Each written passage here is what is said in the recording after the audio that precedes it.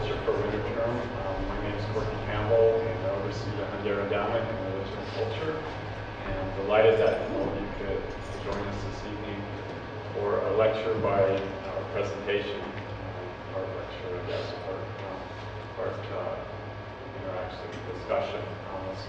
Suzanne Crawford O'Brien, who's Associate Professor at Pacific Lutheran University. Didn't know this beforehand, but grew up in Portland and went to undergraduate at Willamette.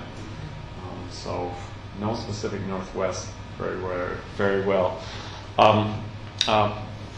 Professor Crawford O'Brien, as I mentioned, she's associate professor in the religious studies program at Pacific Lutheran University. She's a very prolific author and scholar, particularly related to Native American religious traditions and the concept of healing, which she'll be talking about tonight, sort of landscapes and wellness and how those affect, or at least understood within the context of Native American traditions, particularly the Coast Salish tradition. She's one of the editors of the American Indian Religious Traditions and Encyclopedia. She's also published on her own Native American Religious Traditions, Religion and Healing in Native American Pathways, Pathways for Renewal, and most recently, last year, Coming Full Circle, Spirituality and Wellness Among Native Communities in Western Washington. So we're really delighted to have Suzanne Crawford O'Brien on our campus, and please join me in welcoming her for this evening presentation.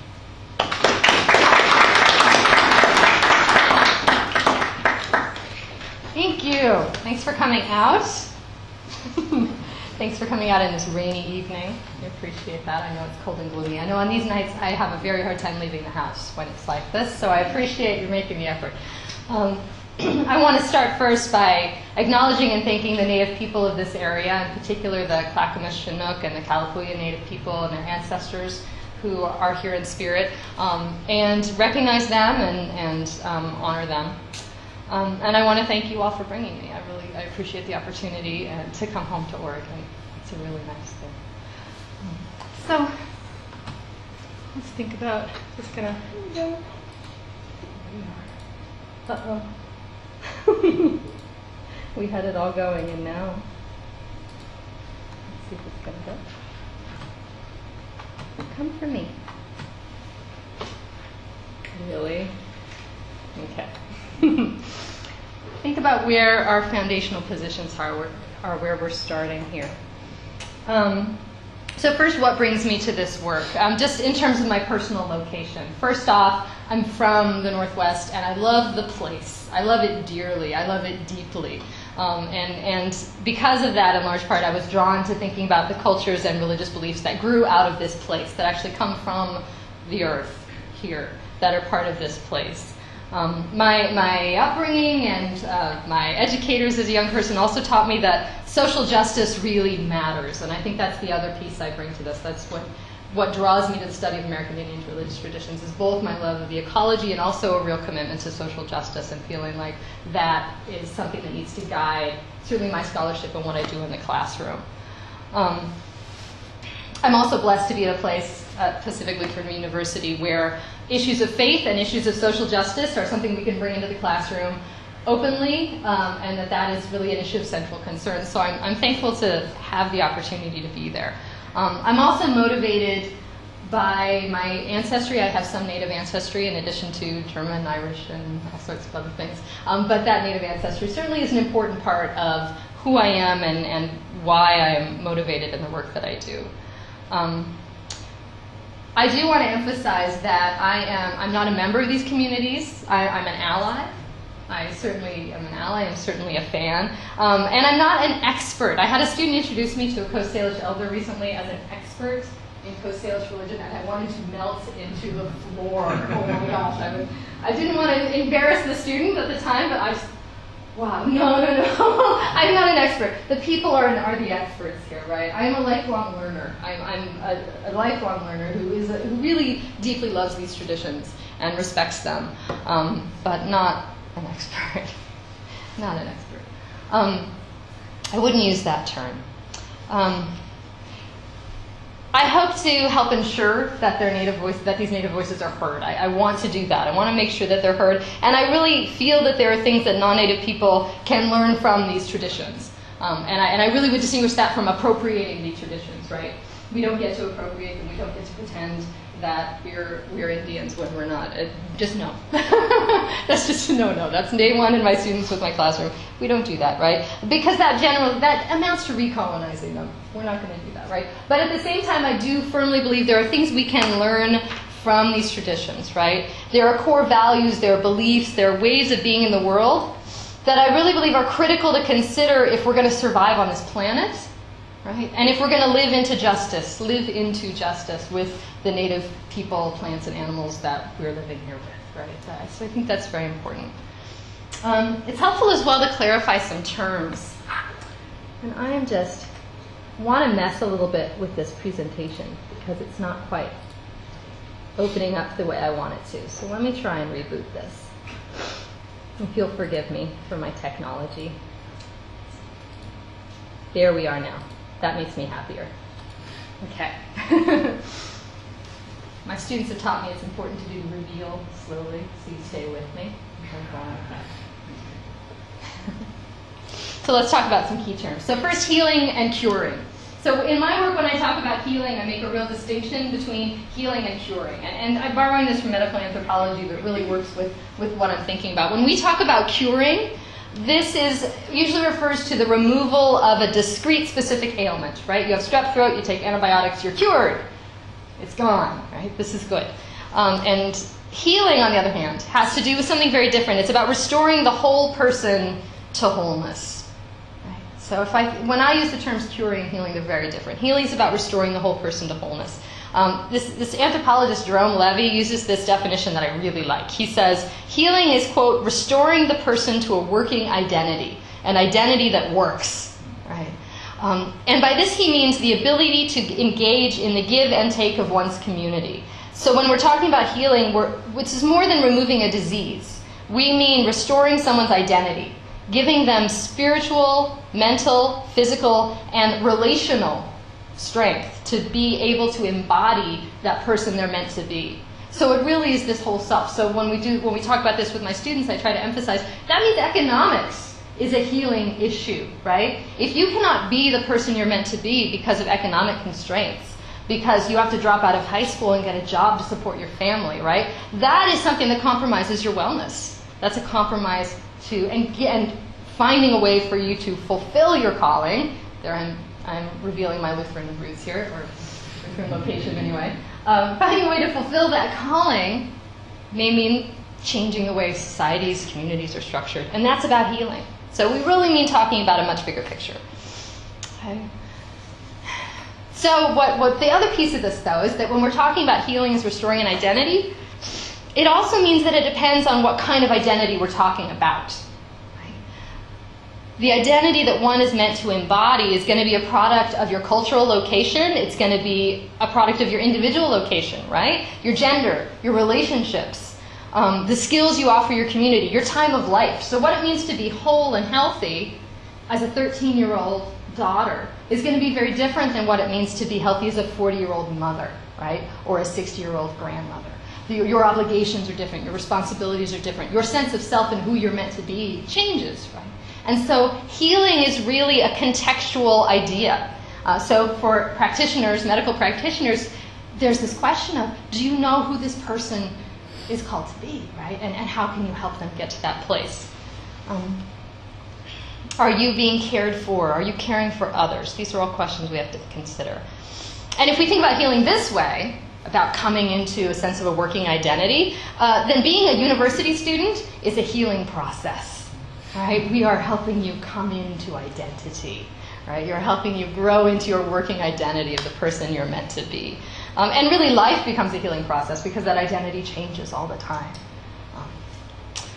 So what I want to focus on today is this question of place. But one more key term to talk about. I'm talking a lot about the Coast Salish here and Chinook as well. But I want to kind of problematize that term a little bit first because it's an artificial construct. And when I suggest that the Coast Salish are this monolithic group, I want to just emphasize that I'm wrong. They're not. The Coast Salish traditionally, pre-colonially, lived in villages of essentially maybe 4 or 5 extended families, so maybe 50 to 75 people on winter village sites, longhouses along waterways, right? And these were independent, autonomous villages. There weren't overarching large tribal structures. They were autonomous, independent villages. And they're interconnected with each other through marriage and through ceremonial alliances and all these kinds of very complex relationships, kind of webbing and tying a whole region together, but independent and autonomous. When they were grouped together on reservations, that was really the product. Kind of tribes were sort of created because the federal government needed that kind of a title and that kind of a legal system to work with. But in this part of the world, for the Chinook and the Coast Salish, there wasn't this sort of overarching political structure. They were very independent. And that does play out in the way that you now have reservations. There's over 22 Coast Salish and Chinook reservations in Washington alone. Different dialects, multiple different dialects, different traditions, different stories, different narratives. There are dozens. I honestly lost count, to be honest, of how many there are in British Columbia. They have a different system. The reserves are much smaller, and there are just so many. I lost track. But so there are many different dialects within this. But Coast Salish essentially refers to a language family that stretches throughout the whole Puget Sound region. Chinook or Lower Chinook is a language family that was the Lower Columbia River and a part of the Willamette Valley. So we're talking about these kind of broad categories. The other thing to point out is that if you were to talk to a Coast Salish person and say, tell me about your traditions, right? What do we do? The most common thing that I've heard is people saying, this is what my family does. And I don't know what they do. I don't know what the other families do. And this is what we do at Muckleshoot. I don't know what they do at Nisqually. Even though they could throw a rock and hit each other, right? They're so close together. But people generally would only speak for their own families. And this very much the way the tradition structures is that every family does their own thing. They're very similar, and I'm observing the similarities here is what I aim to do, is get at these kind of broad similarities and themes, and there's definitely lots of overlap. But I do want to emphasize that every family does things their own way, and the particularities are going to differ. So I just want to kind of acknowledge that, and that I'm doing this sort of artificial amalgamation that academics like to do. So forgive me for that. I'm gonna go there. All right. So in terms of key ideas, what I want to get at tonight, this image, just to call attention to that, this is from the cover of my book that just came out. This is a piece by Bruce Sabiag Miller and Chihap Cade, or Dr. Michael Cable down at U of O. This is a soul retrieval ceremony image that was at the Sail Art Museum for a while. And it works very well. I was really pleased when Chihap Cade gave me permission to have this on the cover of my book, because the book itself really focuses on healing as this soul retrieval, as this idea of retrieving the soul of the people. And it was marvelous when he said this was okay to use. I was very pleased. And I have learned from watching other book talks that I shouldn't try and do the whole book in an hour, so I'm not going to. I'm going to just talk about one particular theme, and that is about place, the tie of people to place, and place as a source of wellness. So place as where power for healing and tools for healing come from. That's the first theme I want to talk about, how places serve as sources for healing. I also want to talk about places as objects of healing. So meaning, if we draw healing from places, we also then have a reciprocal obligation to heal those places in turn. Right? So we want to talk about how Coast Salish people are also working to heal places, as well as drawing healing from that. And then I also want to talk about as places for healing, and that's a little odd phrasing perhaps, but what I mean there is that this is also about how we construct healing places. This sort of intentional creation, the architecture behind constructed landscapes. So we'll talk about some constructed landscapes too. Yeah? So with all those introductions. First, let's talk about plants. So it's important to note here when we're talking about plants that we are talking about, let's back up a bit first. A common theme across Native America and probably all indigenous people throughout the world is a really rich pharmacopoeia of plants, right? And so we have these wonderful plants here, which I won't say a whole lot about because I'm not an herbalist and I'll probably get it wrong. But some of the good ones, right? Really rich. I'm sure many of you are familiar with these if you hike in our woods. Salal, Oregon grape, cedar, devil's club, wild rose, mint, fern, arnica, huckleberry, devil's club, nettle, western white pine, skullcap, yarrow. Those are some of the more commonly known ones. So all of these plants, right, this rich amount of knowledge that's passed down from generation to generation by herbalists, by families, by grandmas, of plants that can be used for a wide variety of things.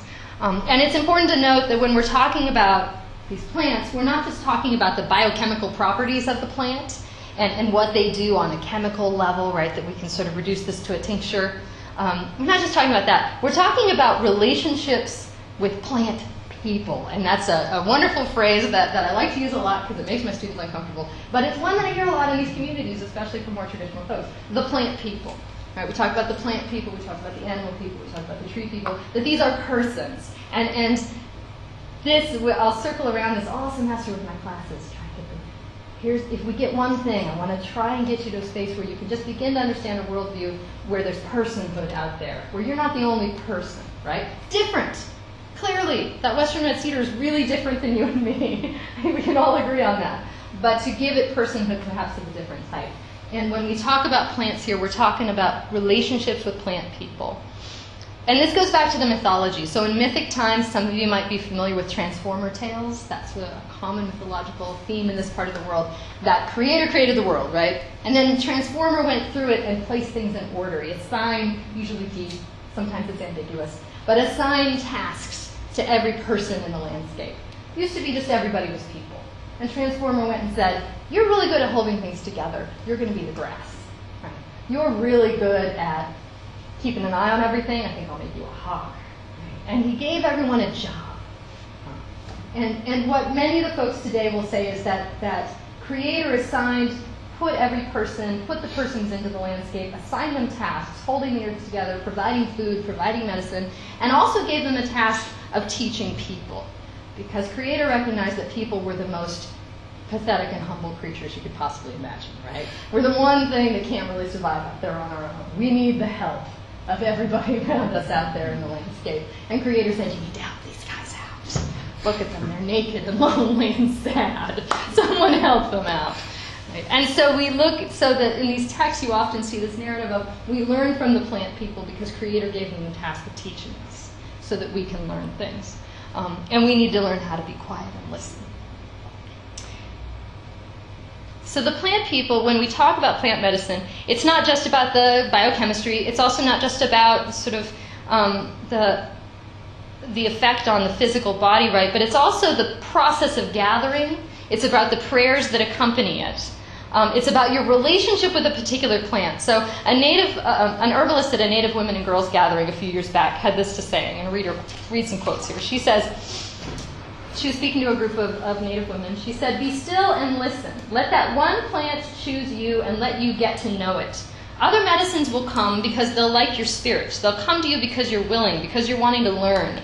Medicines are revealed from prayer. Medicines are prayed for and they reveal themselves to a person's spirit. It's their spirit that makes them effective. It's the relationship with the plant that makes them work. And she goes on here to talk about how the most powerful and effective gathering of a plant is when it's done by people who love you. That when your spouse or your children gather a plant for you in prayer and in intention, that's the most powerful plant you could possibly. That increases its efficacy. Because again, it's not about the chemical properties, it's about the spirit of that plant.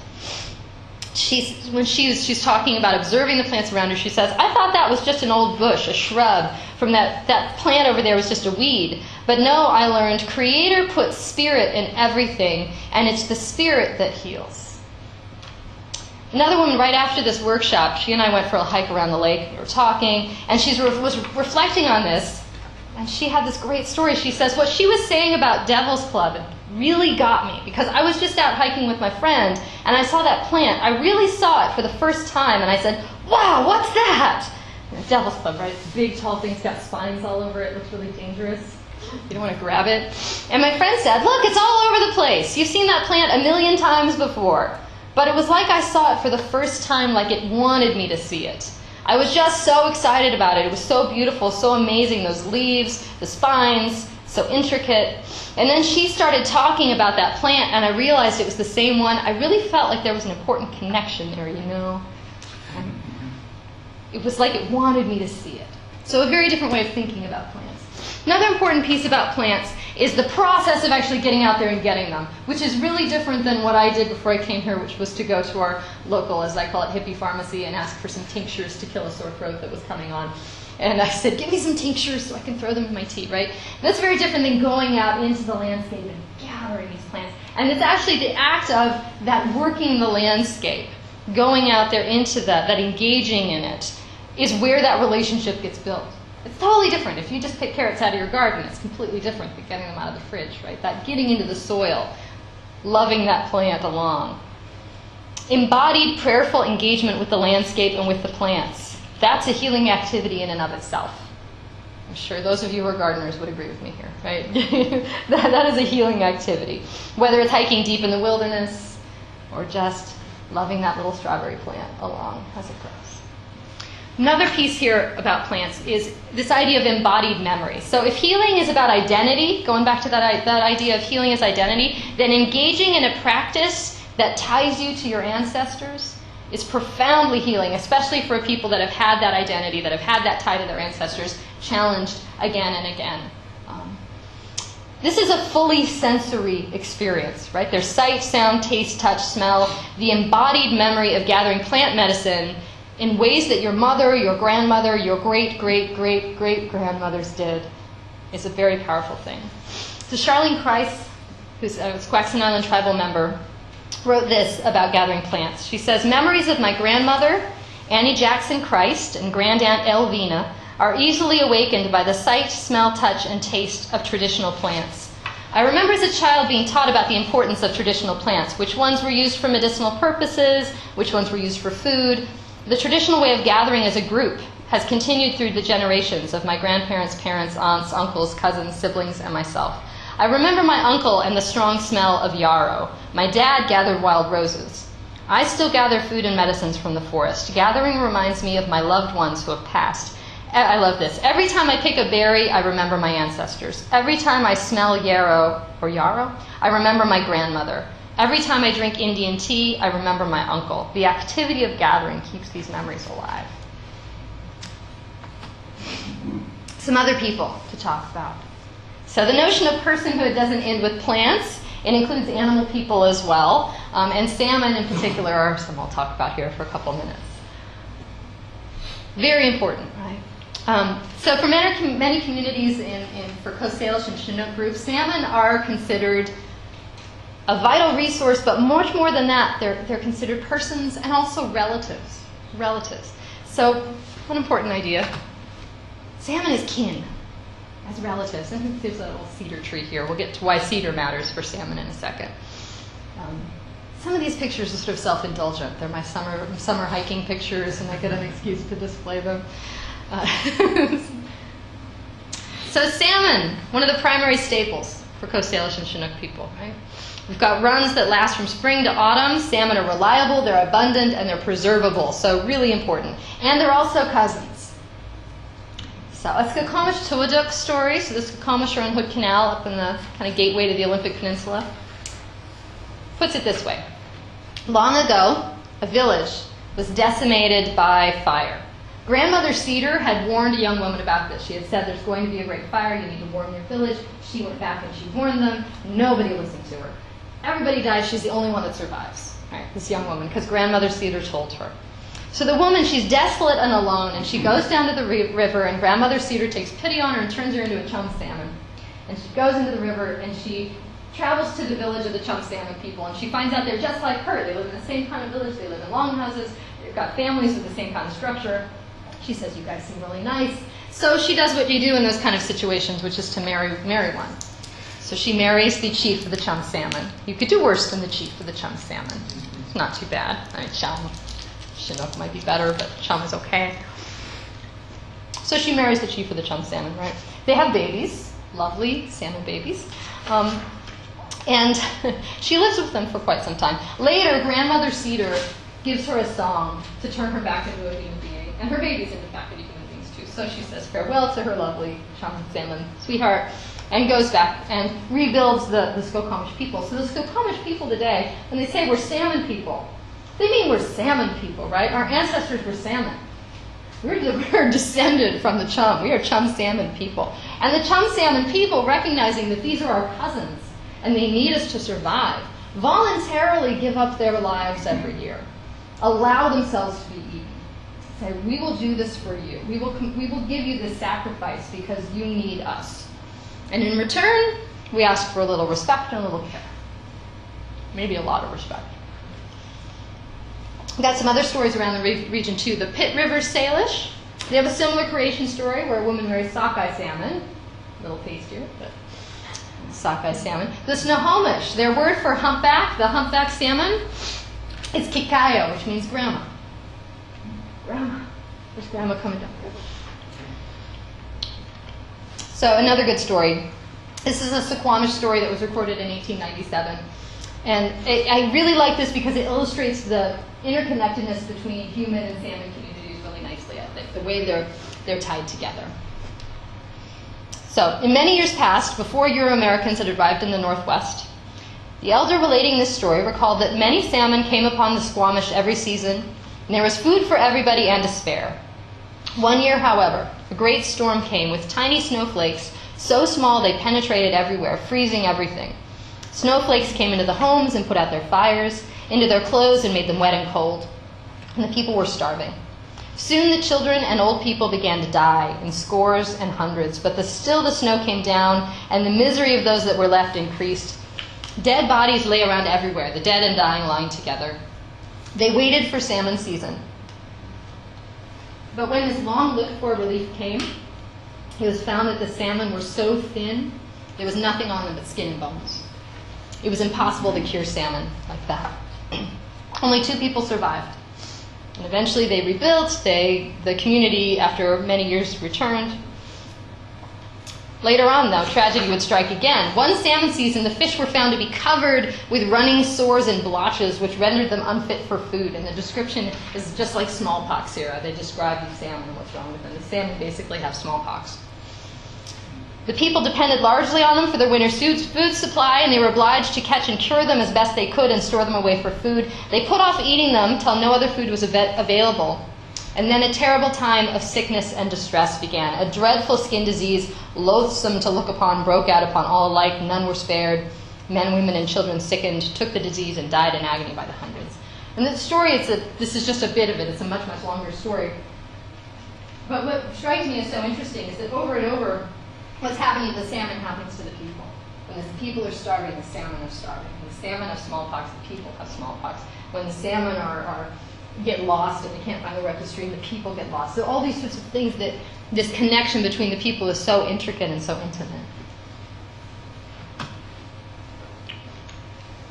So what the salmon people ask in return is for salmon ceremonies. And this is a really wonderful ceremony. It's one of the few Coast Salish ceremonies that's open to the public. It's actually advertised and people are welcome to come. These are held during the summertime. That's the Squaxin Island one, which happens in August typically, and that's from the Tulalip, and that's usually earlier in the summer. For salmon ceremony, what goes on? Traditionally, everybody around the region did this. Chinook did this. We've got a lot of historical records of people performing these ceremonies. When the first run comes, the first salmon that's caught is brought to shore like an honored guest. If people say, the chief is coming, or the mother of all salmon is coming, and they welcome them in, and they sing welcoming songs, and they honor this salmon that's brought to shore. They fillet it very carefully so you keep the backbone intact. And everybody present gets a single bite. It's like going to communion. You get your little bite of salmon. Everybody gets a little bite. It's good luck. And any bones that you get, any tiny little bones, you make sure you keep them and you bring them back and return them. Any tiny little bone, you make sure you bring it back. At the end of the ceremony, we can see here they've got this nice kind of cedar pathway lined up to bring it up to the table where they're going to fillet it. At the end of the feast, they take all the bones and they take it back to the river. In this particular instance, they had the canoe bring the salmon in, and then at the end, they handed it back to the woman in the canoe who received it, and everyone stood on the beach in complete silence, watching that canoe go back out into the water. Because they knew when they returned those remains to the river, that the salmon was going to come back to life. It would return to its village under the sea and come back to life. It would be reborn. They'd eaten the cloak off of the salmon, so to speak, but it could go home and get a new cloak and come back the next year. And as long as they do this, right, as long as they show this respect, the tradition is that then the salmon will continue to come back every year, as long as they show it that care and that respect. And honestly, people on that beach knew this was this moment. It reminded me a lot of the Catholic Mass when they do the magical stuff, when they turn into bread and wine, that kind of thing, that magic moment. This was that magic moment, and everyone's sitting there. Even the little kids were silent because they knew this was this sacred moment, that salmon's being returned to the water. So salmon becomes a source of health, right? A source of life.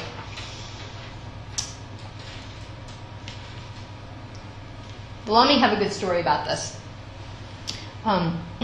This one's by Jewel James, up at the Lummi. He says, there are stories about salmon woman, and the day that she took the salmon away. And he describes it as she stood by the water's edge and sang a new song. She sang this song, and as she did, all the salmon children came back to life.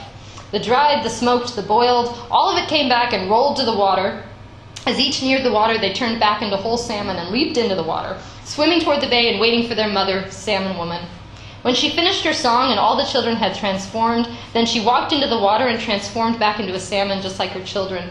And she swam away singing a song while all her children followed her. They went in the direction that they originally came, and soon they were out of sight, gone forever. She vowed to never bring her children to a place that they're not wanted or appreciated. She would not tolerate the disrespect of herself or her children's great sacrifice.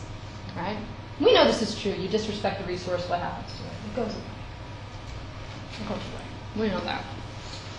This particular story, first salmon ceremonies were revived in the 1980s.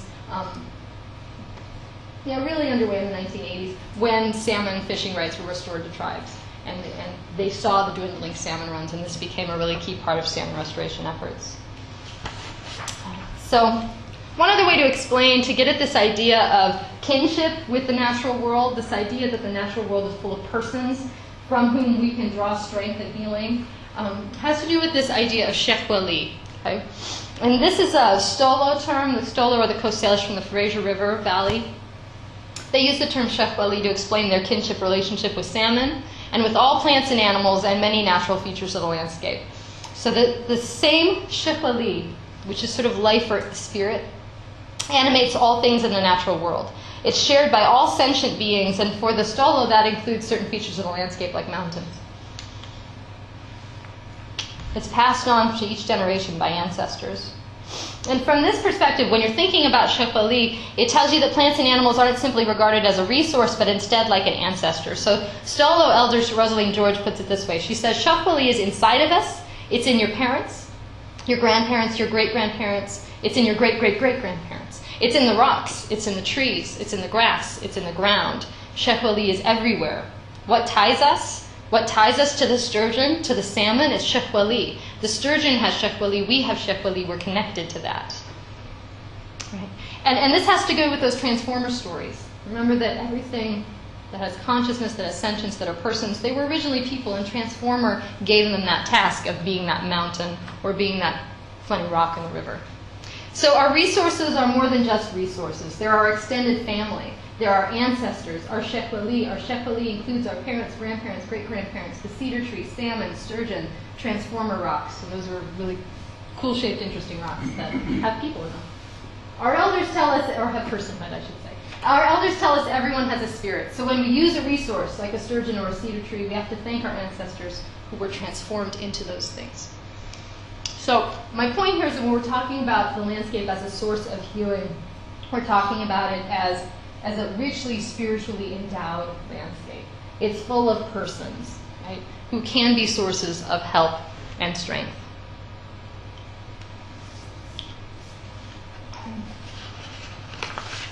All right. So we're thinking about a couple other important ideas here. One is the idea of sioen.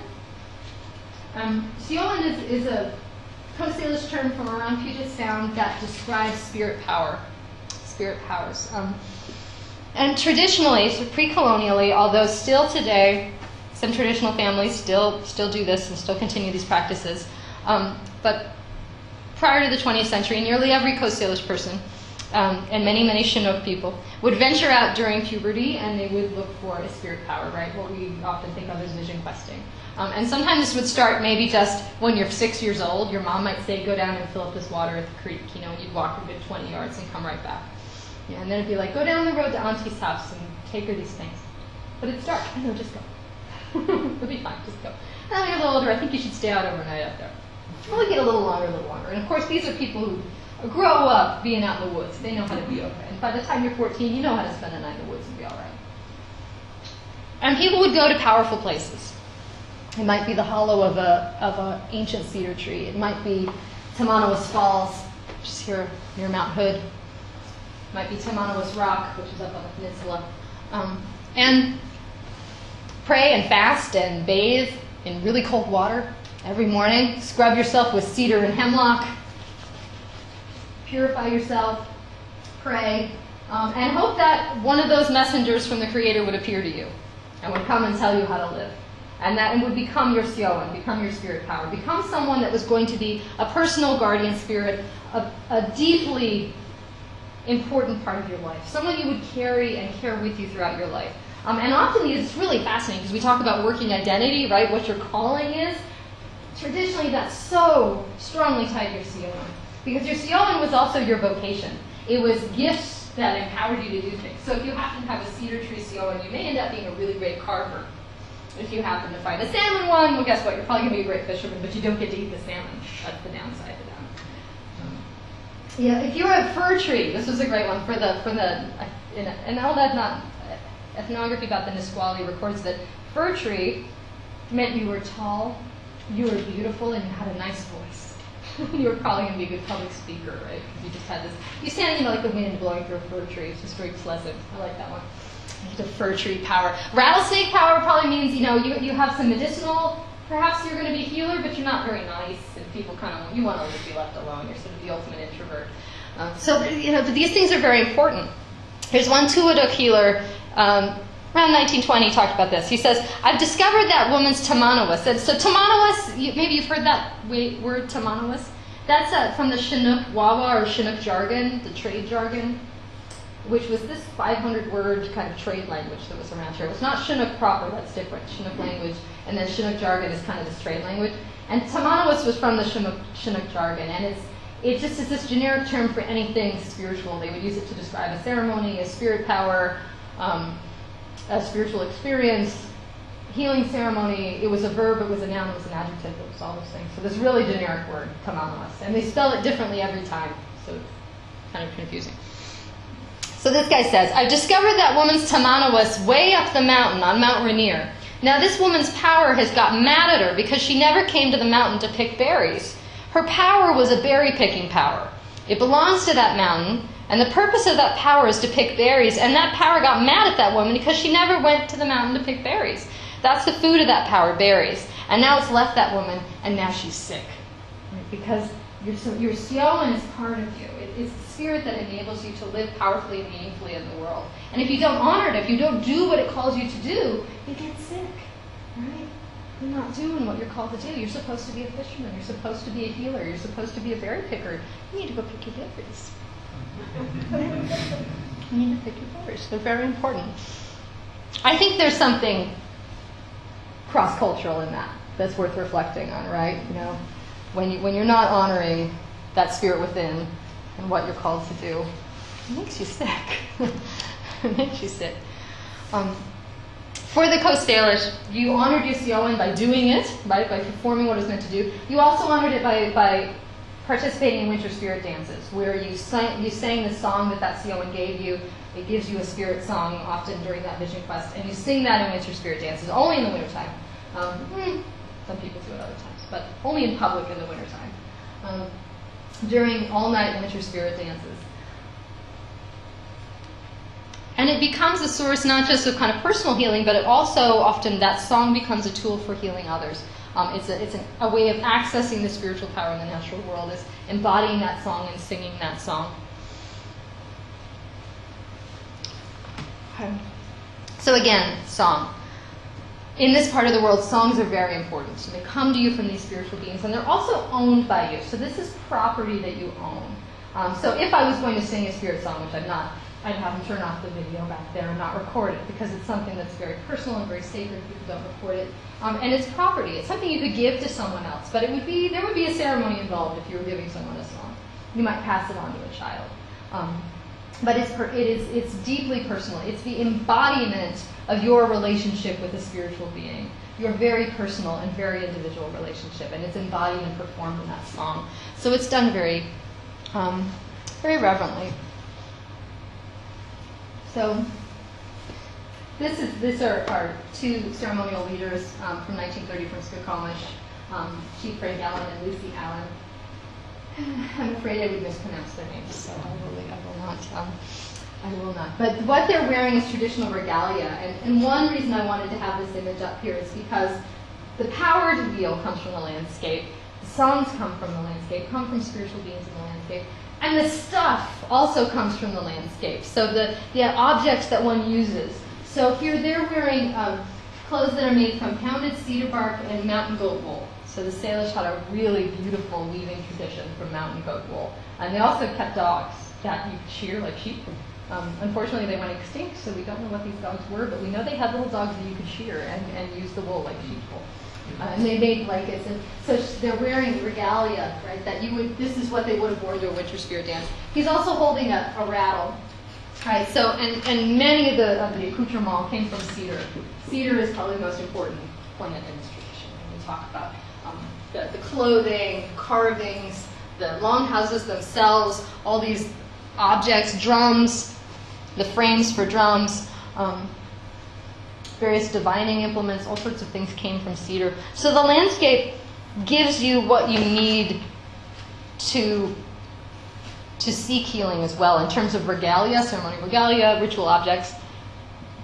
It also provides the means of purification. So when I talk about that bathing, that's still a tradition. People still do that around the Northwest, where when you are traditional communities on Vancouver Island and Fraser River and on the peninsula, some people still do this, where you get up at dawn and you find yourself a creek, and you bathe in it. Sometimes you have to break the ice. This is not for me. I'm just not. When my students tell me, I just love being in spirituality, I want to adopt it, I'm like, you don't realize it hurts most of the time. It's really painful, it's cold, the sitting on the ground for hours and hours and hours. It's actually really hard for softies like us.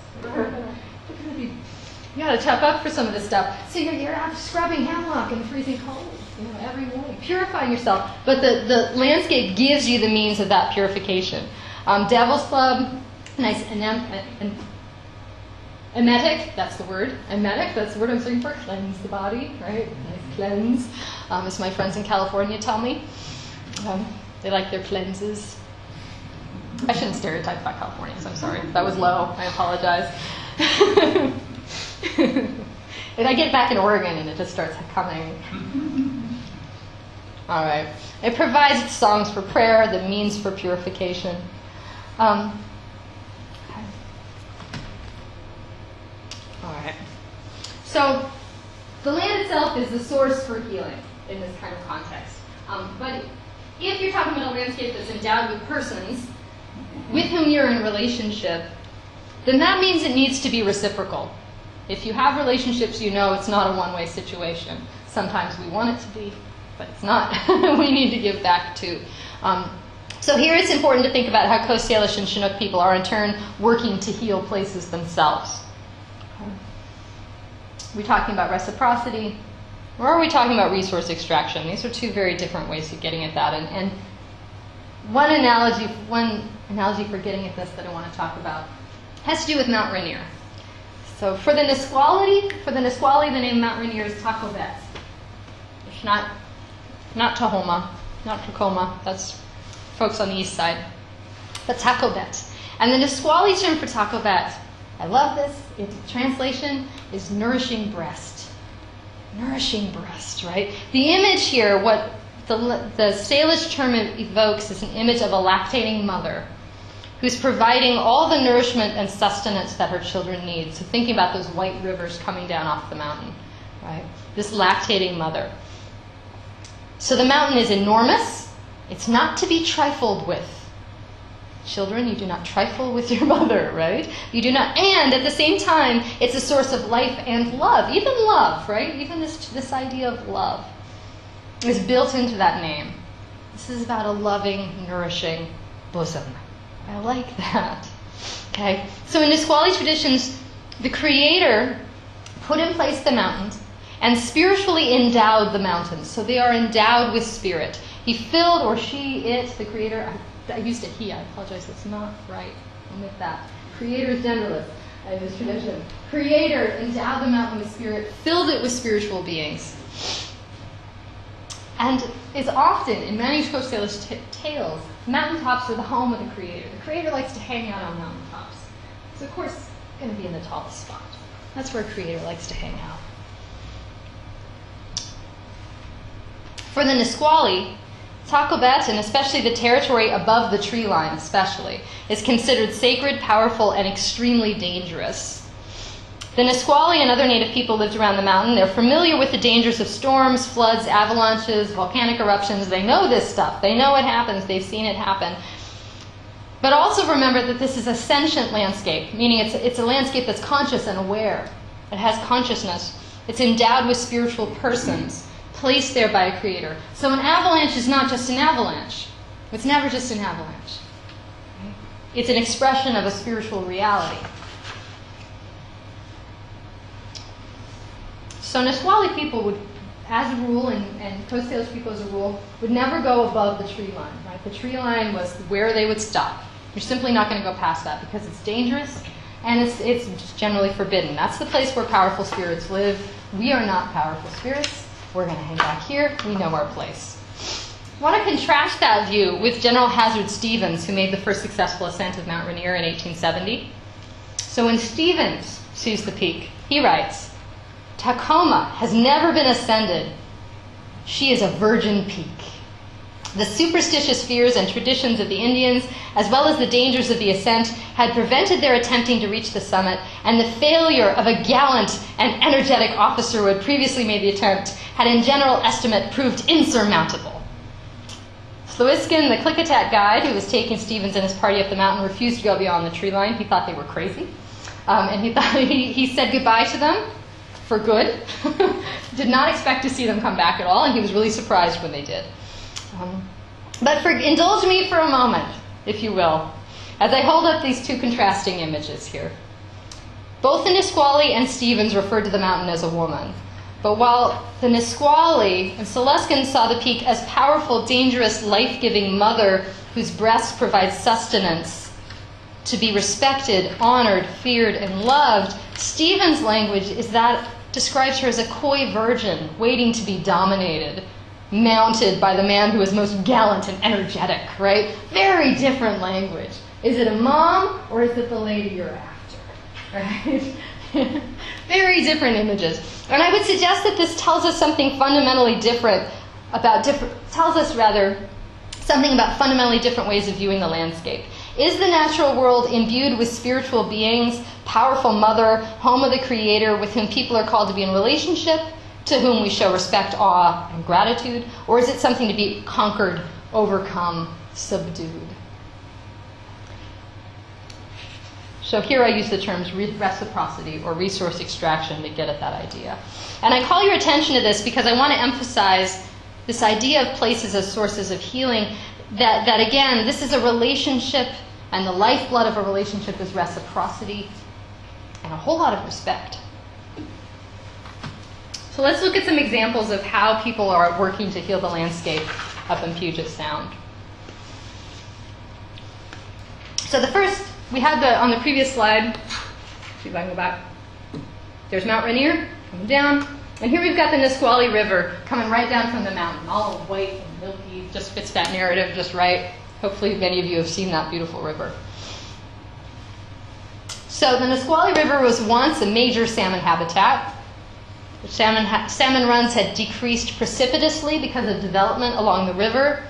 Tributaries along the way had been diverted, and the mouth of the Nisqually, we'll get there in a sec, tribal flats and marshlands had been drained to create pasture lands. So the mouth of the river, this big salt marsh had been drained, and there was this cattle grazing. The Nisqually tribe, working with the state of Washington and the federal governments, have been working to restore the Nisqually and its tributaries. The Nisqually is not a very wealthy tribe. They have a casino, but it's not one of the big fancy ones. But they're able to contribute. They contribute about $1 million a year to the restoration projects. One of these is the Ohop Valley. Right. So the tribe bought 250 acres of an old dairy farm in Ohop Valley, tributary of the Nisqually. The Norwegian settler who had originally settled this land had diverted the creek by digging a drainage ditch, a straight drainage ditch along the edge to drain the landscape and create some good farming habitat. The tribe bought this and they've restored the creek. They're restoring the natural meanders to the creek, restoring tribal salmon habitat, log piles, shelter for salmon, shade, all those kinds of necessary things. They removed 7 miles of dikes, and then they're reconnecting that with the tributary in its healthy flow. Another example then is the Nisqually Delta itself. If you cruise down I-5, you see the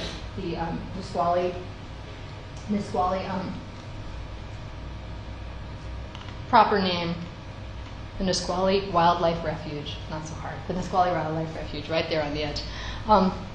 Working again cooperatively with the federal government, restoring the salt and marshlands, planting native plants, and restoring what's really a very vital piece of the salmon run. Another really great example, who's heard about the Elwha River restoration? Yes, this is so great. I was able to take some students out there last spring. It's so nice to have good stories. I like to tell good ones. There are so many bad ones, right? There's so many examples of ecological misery. And it's a joy to see, here's a river being brought back to life. Not without problems, but it's happening. Part of what makes the Elwha so important is that it is the site of creation for the lower Elwha Clallam people.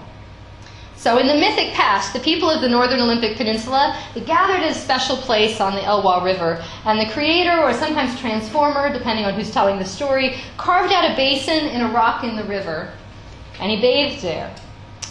Creator then, or transformer, then made various bands of people who would live along the river, kind of drew them up out of this little basin in the rock, and told them where they would go live and what they would do. The basin that creator carved in that rock, and here's a good picture of it, there it is, was a testimony to the people, and it let them know they were meant to be there. Anytime they went to see that, they would say, look, this is our river, this is where we were created, right here.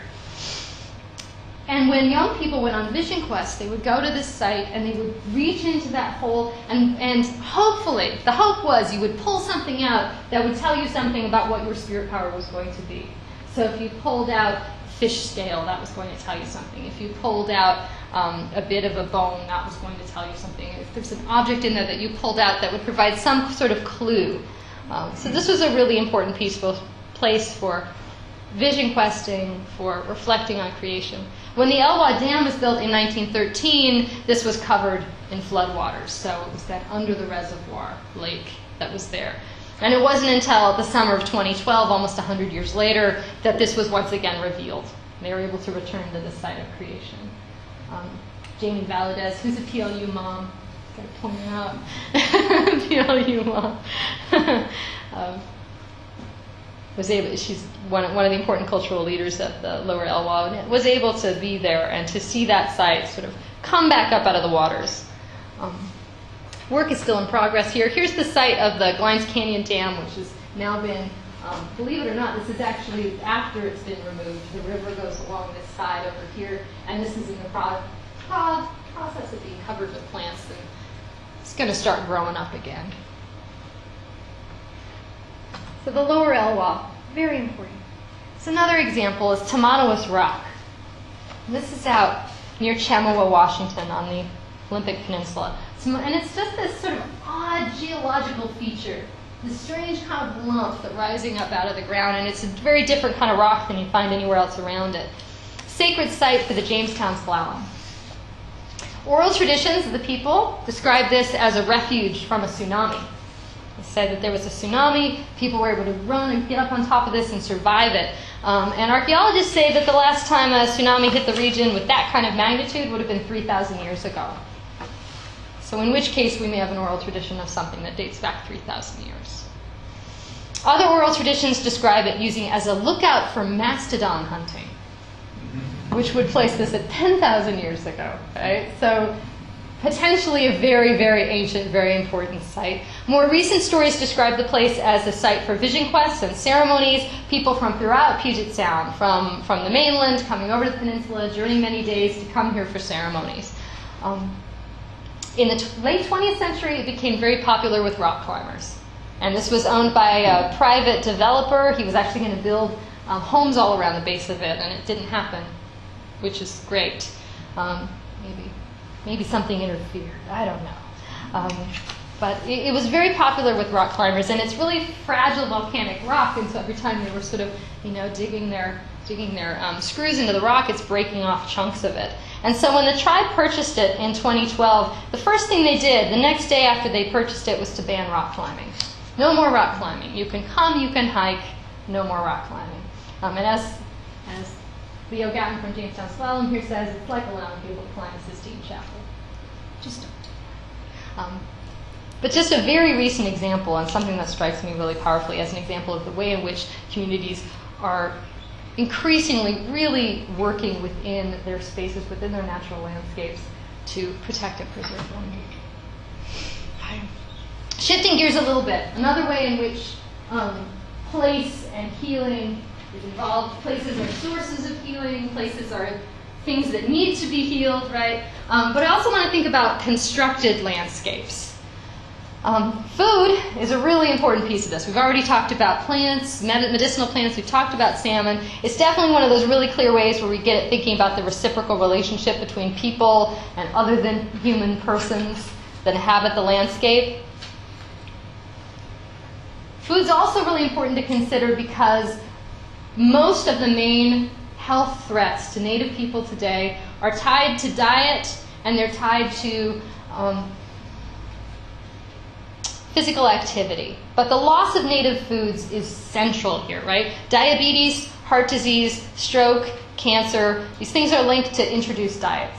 And many, many Native people are saying more and more that the key here is to return to an indigenous diet, which was extremely healthy, right? Very, very high in protein, high in plants, high in fish, and very few carbs.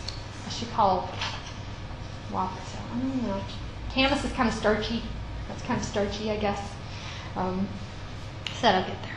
But the food sovereignty then is a really big issue. Very increasingly important among Native communities. Talking about food sovereignty, this idea of food sovereignty. Okay. So food sovereignty is about reclaiming the right to gather and harvest traditional foods, and that also includes the right to healthy habitat for wild foods. So this immediately becomes advocating for healthy habitat, making sure that there's space for the salmon and the huckleberries. So the food sovereignty movement isn't just about nutrition, it's about relationships with the whole ecosystem. Salmon and huckleberries need healthy old growth forests, they need cedar trees, they need fir, they need hemlock, they need those things. One great example of this again, this sort of healing of the landscape, working within that space, has to do with the Tulalip Confederated Tribes. They're working with the National Forest Service to help protect and preserve huckleberry wilderness. It's very cool. Their treaty ensures them the right to hunt and gather in, quote, open and unclaimed lands within the area of their traditional territories. And what that has kind of been legally interpreted to mean is that they have the right to hunt and gather in national forests, right? That is open and unclaimed lands. It sounds really great, except that once you remove wilderness areas, which they're not really allowed to go into, and they certainly have very limited access to, right? No roads, you got to hike, what you're going to do. You remove campgrounds, skiing areas, and national parks. It's about 3% of the overall forest within their treaty territory that actually remains for them to co-manage with the Forest Service. But they're very committed to co-managing that 3%. So they partnered with the National Forest Service to jointly steward forest lands to enhance and sustain places, resources, and access needed to support the exercise of hunting and gathering rights to sustain tribal culture. That's a quote. So taking that active role in stewardship is really important. Some examples here. One comes with cedar blowdown harvest. So when cedar trees have blown down, the National Forest Service has agreed to notify the Tulalip of those blown down trees so they can remove the cedars, so they can use them for building traditional structures, for canoes, so they can harvest the cedar bark that's all around to use for weaving. If the Forest Service needs to remove cedar trees, they contact the Tulalip. The Tulalip are there to receive them and take them away. Another great example is a summer tribal youth work experience program that they've been doing the last few years. This program focuses on a particular site in the Skykomish watershed, Swedahali, if I'm pronouncing that right, I hope, Swedahali. The ridge is previously logged site, and it's now this high altitude ridge that's covered in huckleberries. And so the youth program works to enhance the huckleberry habitat and access to the gathering sites. There's a whole lot of 4x4 damage, and the youth program is restoring that 4x4 damage, restoring the huckleberry plantation. And the National Forest Service, in turn, their part of the deal was they closed off the road to off-road riding. They put a gate across the road, and they gave the key to the Tulalip. You guys can come in. No more 4x4s up here. It's a pretty cool collaborative relationship. They're also working to create a huckleberry distribution mapping and harvest surveys for the Mount Baker Snoqualmie National Forest so they can assess the health of these populations of these plants that are so important. And also assess pressures from non-native harvesters. Some folks get up there and harvest a lot. They don't necessarily know what they're doing, and they're taking too much. I want to acknowledge Jason Gobin and Libby Nelson at the Tulalip who shared some of that information with me and with others at a symposium last spring. Okay. So really great examples of this. The food sovereignty movement builds on these kinds of ideas to argue then that people have the right to define their own food systems. This is important in Native America where people were confined to reservations and then given commodity issue foods, right? So they're given Velveeta and macaroni and lard and flour and sugar, canned peaches and syrup, right? Here you go. Enjoy the bounty of the harvest. They're saying, no, we have the right to define our own food systems, the right to healthy, culturally appropriate foods produced through ecologically sound and sustainable methods. Sounds pretty good. Okay, so one of the ways this is happening, how do you get at that? This is all sort of idealistic. But one of the ways you get at that is through this intentional creation of healing spaces. So places for healing are also those we construct, those we create, we bring with intention. And community gardens, the community garden movement around Puget Sound right now is, to someone, a nerdy gardener like me, ridiculously exciting. Ridiculously exciting. One of the coolest things I've seen in years. A lot of this comes out of Northwest Indian College in their Traditional Plants and Foods program. And they have worked with communities to develop community gardens around Puget Sound. And this is a list of the gardens they're working on. Muckleshoot Community Garden, Daybreak Star Cultural Center, which is up in Seattle, the Macaw Botanical Trail, the Squally Community Garden, the Lummi Medicine Wheel Garden, Healing Gardens at the Northwest Indian Treatment Center, the Phi Taquashevlu Hilbert Ethnobotanical Garden at Seattle U, the Snoqualmie Medicine Wheel Garden, the Snoqualmie Traditional Food and Medicine Garden, the Suquamish Pathway to Healing Garden, and the Swinomish 13 Moons Garden. And very, very interesting to look at these gardens, to look at the intention that's brought to how they're designing the layout of them. Many of them are built as a medicine wheel, drawing on that symbolism. The way they're constructed and the way they're built, even within the landscape of the reservation communities themselves, really interesting, but that intentionality that's brought to them. So just to look at a couple just in particular, the Nisqually Community Garden, some happy harvesters. 5 acres of traditional plants, berries, vegetables, and fruit trees. And the harvest here is not for sale. It's harvested by tribal youth, and then the young people, the students, many of them are students at Northwest Indian College in the satellite campuses. They then take that food and deliver it to elders in the community and other people that are shut in. And the idea here is to actually really work to cultivate community through this garden, right? They also offer classes. So they have classes on cooking, gardening, food preservation, oh, canning class. Who doesn't get excited about a canning class? Pickles, right? Plant medicines, and they also have job training to train people to be master gardeners, train people as chefs, as cooks. Another great example is over at Muckleshoot. their food sovereignty project. And to quote, they say they focus on building community through food security. Build community through food security. It's a different approach when we often talk about nutrition, we're talking about you, right? Your individual self with your individual fridge, and maybe your poor family has to not eat what you eat because you're going to go on that quinoa thing, and they're not coming with you. We tend to, in the dominant culture, really talk about the individual. We rarely think about diet as community activity. And if you talk to people working at diabetes prevention programs in Native communities, at health and wellness programs, they say if we don't do this all together, it's not going to work.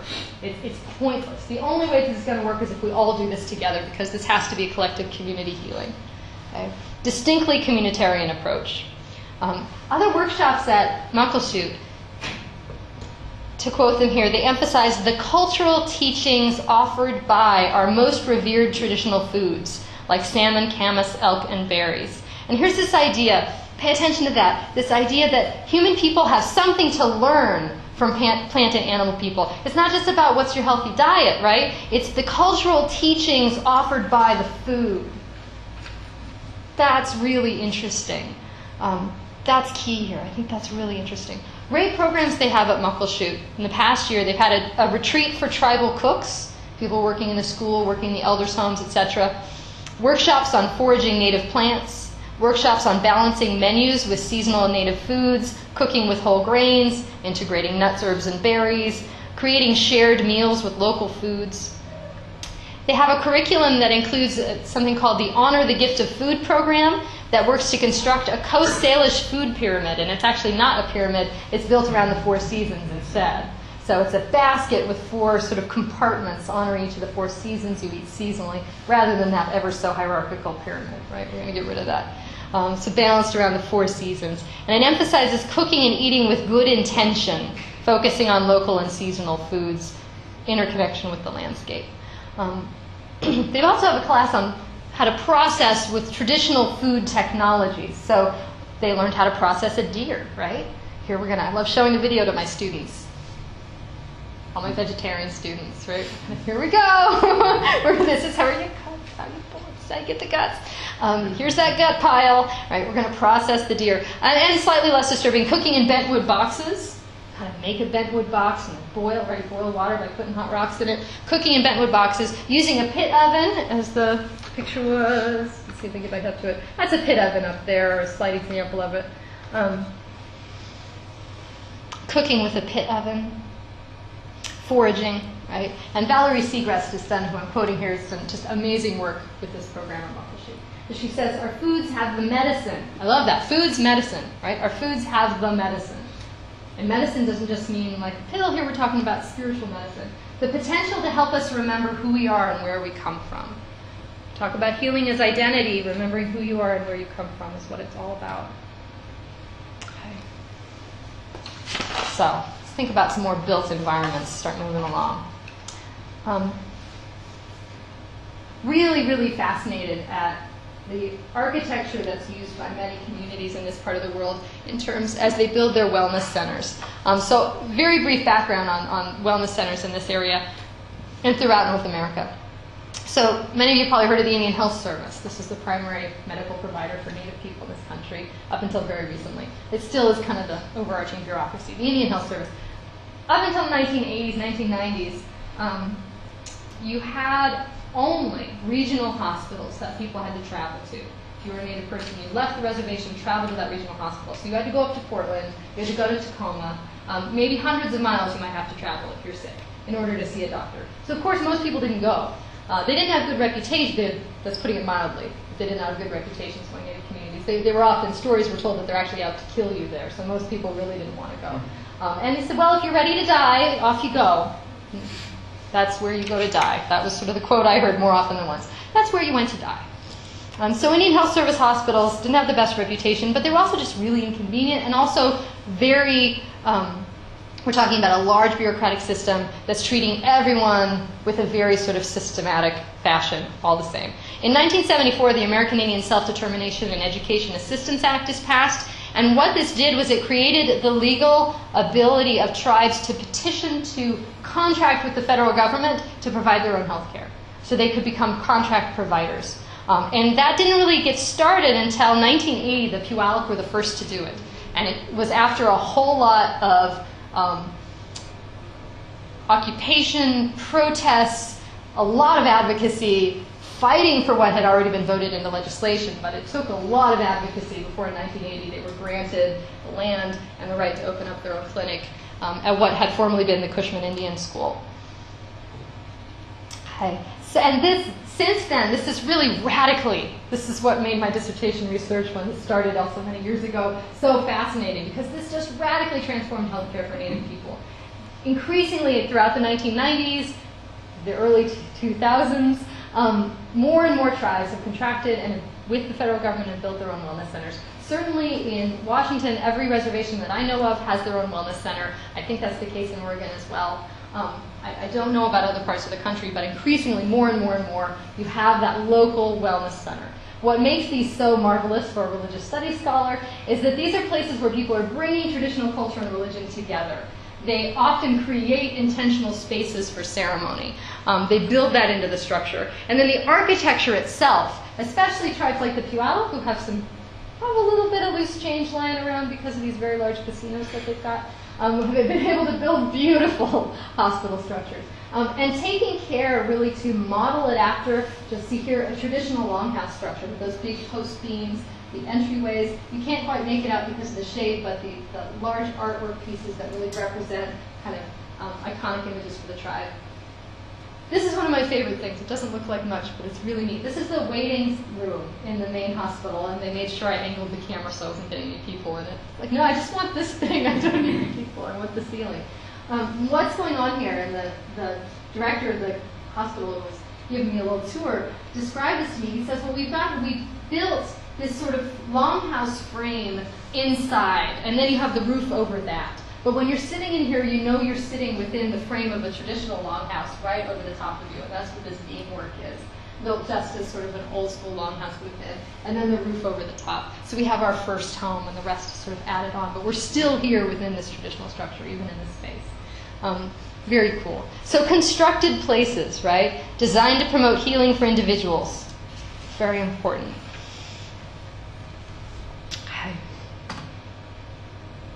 Here's the original building before they built this fancy new hospital, was here. And this is a traditional basketry weave design that they built into the brickwork on the building. Really nice. And here, this is the spirit house that's inside that wellness center. And so it's built for the interior to match a traditional longhouse. You've got the benches along the sides. You've got a fireplace in the back. Unfortunately, they had just had this big workshop when I went there that day to take the pictures through all these tables and chairs up. But you get the idea.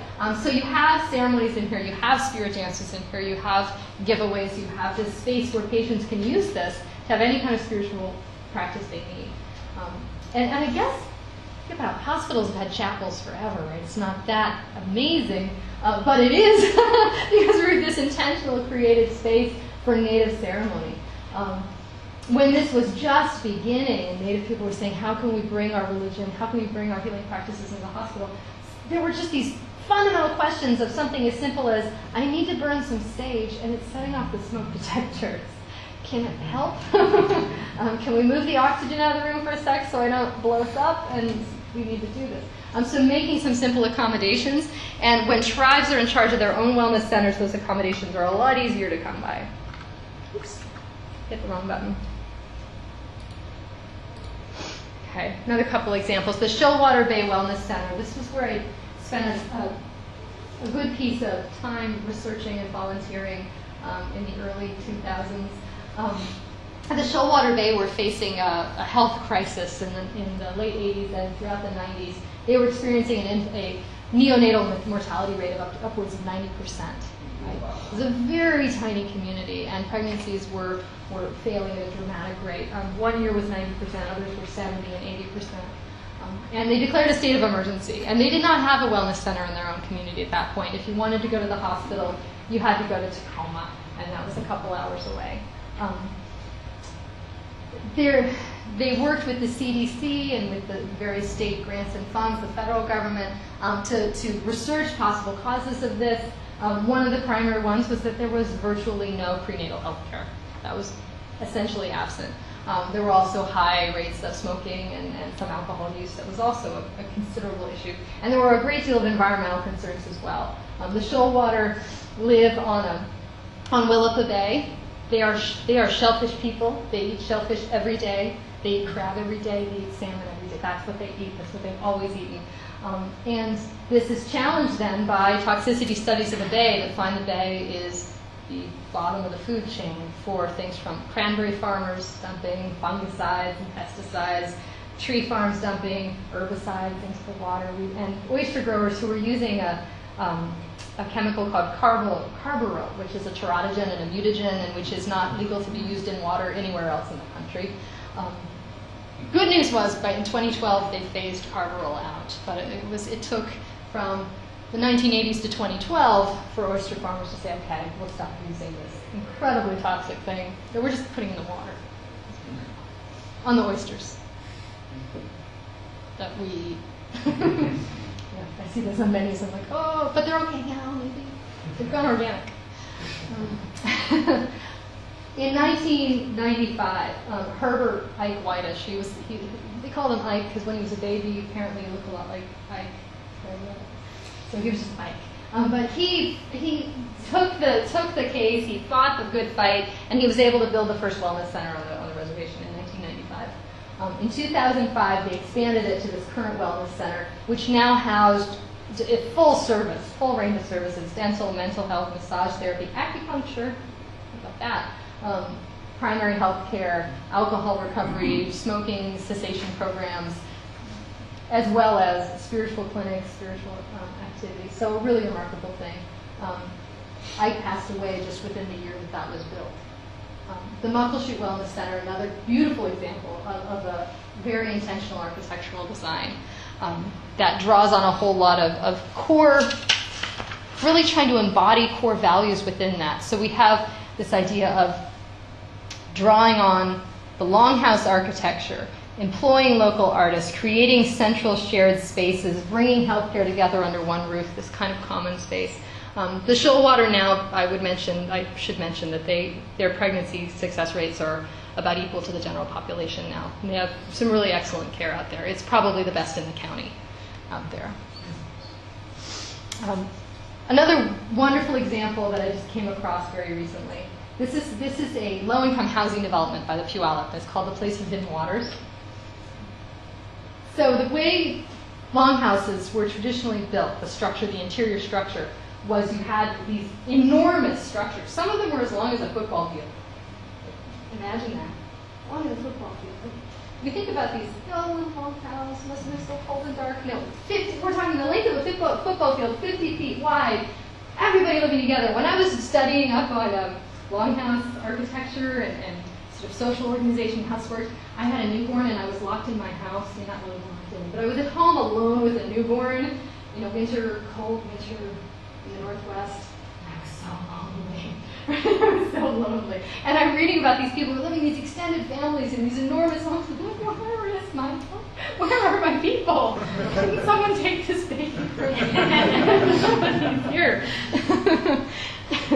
But within this structure, right, you have this common central alley with fire pits indented along the center. And then along each side, you have partitioned sections, sort of three-walled partitions for nuclear families. Right? And they would have sort of benches for sleeping on, but open to the center. So you had this nice balance between privacy and collectivism, in a shared space. And then those partitions would be removed if you had a big party. If you want a big gathering, you just remove those partitions, slide them aside, and then you've got big open space, right? Time to dance. The disco ball comes down. The traditional disco ball of our ancestors. So here they've drawn this to create this low-income housing space. This is that central alley of the longhouse, that common space, and then off to each side are the individual apartments, intentionally with families with children and elders right next to each other. So we're going to make sure we've got elders with families with children. Open into this common area. Right out here in front of it, you have a common circle. You've got a fire pit.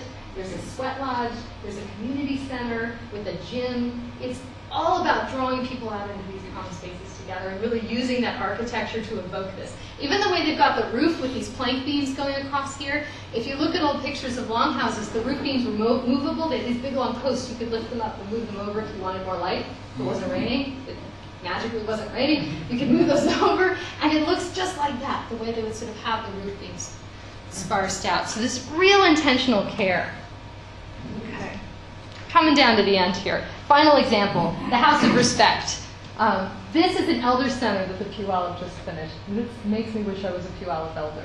It's seriously fancy. Built along the longhouse, sloped roof style, it has a living roof, and incredible use of local artists, this beautiful, beautiful structure, big open outside area for barbecues, picnics, drawing on Puyallup artists. This is a piece done in glass. We've got this, the fishermen, the salmon, Mount Rainier in the background, and these welcome figures coming up front. So drawing on just, we could do a whole lecture just talking about the art in this facility. There's some really beautiful pieces. And oh, what they do for their elders. And so I talked to someone there. She said, we treat them like kings and queens in here. They are spoiled, rotten. And I think I believe her. So you have this wonderful sort of exercise pool. Here's the art. It's a little hard to read here. The arts and crafts room. All that, I like these because all the labels on the room have the Coast Salish name for it as well as the translation. So this is the room for making things, the room for becoming strong within this room. And there's a sacred room for ceremonies so that you could go in. They have the spiritual leaders come in, perform ceremonies on a regular basis, provide those kinds of services for people. So, thinking about place, when I think about place more generally, indulge me for a couple minutes. Kind of want to talk theory just for a couple minutes because I want to bring this into kind of the broader cross-cultural conversation. So there's a lot of different ways of thinking about place, how we do that. A lot of different people spend a lot of paper writing about how religious traditions engage with places. And one of those writers, this guy, Mircea Eliade, someone thinks about a lot, he's been categorized, people have described him as talking about the poetry of place. And this idea being that places are sacred because something supernatural happened there. Something touched down, something transformed the place, and that makes the place profoundly sacred. What's interesting when we think about different religious traditions is that there are many, most of the dominant world religions are mobile traditions. Something supernatural happens, but we can pick up and move wherever we want. We can pick up the Torah. We can build a stupa somewhere else. We can build a church, stick a cross on it. We've just moved our sacred center somewhere. Or mobile, we can pick it up. The place where something happened is nice to remember, and it would be neat to go there someday. But it's not really that important, right? The place itself is not important. It's the thing or the person in history who we can commemorate through this text, who we can pick up and carry somewhere else. We can talk about the Buddha anywhere.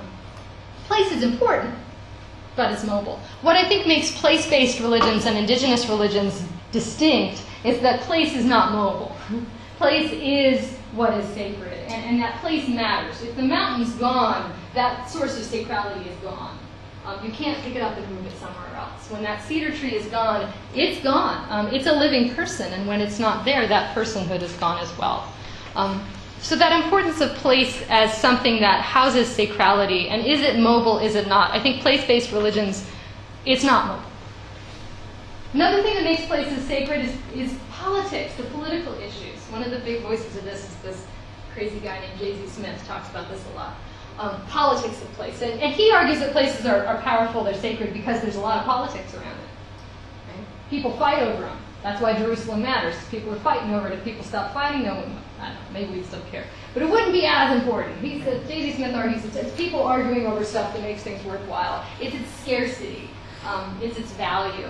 And so again, I think place-based religions are interesting here because, and it's worth thinking about with place-based religions, because part of what makes these spaces sacred for Native people, for place-based people, is because of the history of loss, right? Because of the history that they have been removed, that they've been separated from them, that these places and resources have been put at risk. So that's certainly one of the reasons we think about it as sacred. Because of that politics, because of the history of colonialism, because of the history of loss.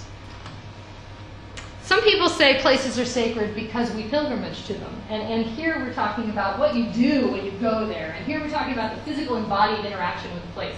You walk there barefoot up a mountain, and it really hurts.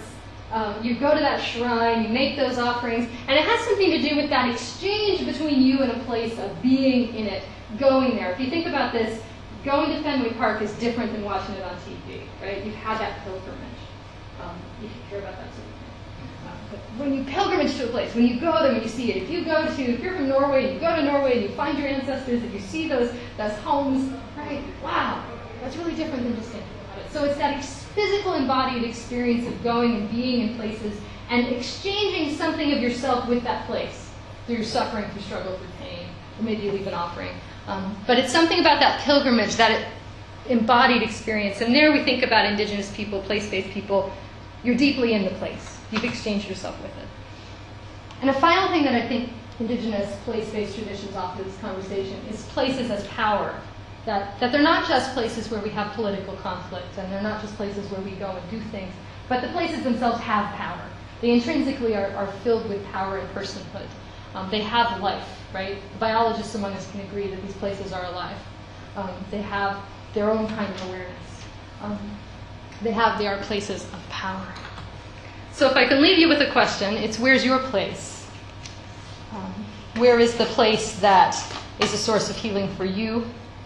Where is the place that you want to work to heal? Where is the place that you can build? So that's that.